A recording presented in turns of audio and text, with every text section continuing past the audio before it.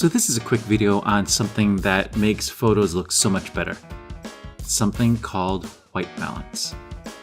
Some of you have seen the action photography I do for my daughter's all-star cheer gym, Central Jersey All-Stars.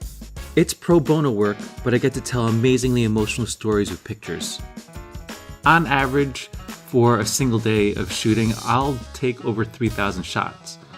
And one of the most difficult things is when there's a smaller competition and it's local, and the lighting's really difficult because that lighting's really meant for flooding the area with light, not for photography. So to compensate for that really poor lighting, I have to tweak the exposure and color in post-production. One of the first things I do is adjust for the white balance, and let me show you what I'm talking about. So we have a few photos here from an event a few weeks ago, and let's just take this picture of Zoe and go into develop mode. But because the original lighting was fluorescent and the gym walls tinted green, this is what the original image looked like. So you can see maybe it needs a little bit of help in terms of the exposure, a little bit of contrast, pull the highlights back.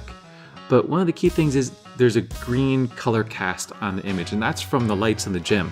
So one of the ways to really easily fix this is take this white balance eyedropper and look for something that's white, or more likely kind of what they say an 18% gray, and then click. You remove all of that green color cast.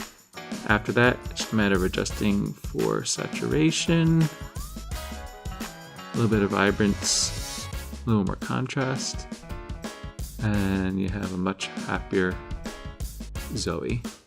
Lightroom makes it really easy to make these adjustments, but the key really is to get rid of that green color cast right away.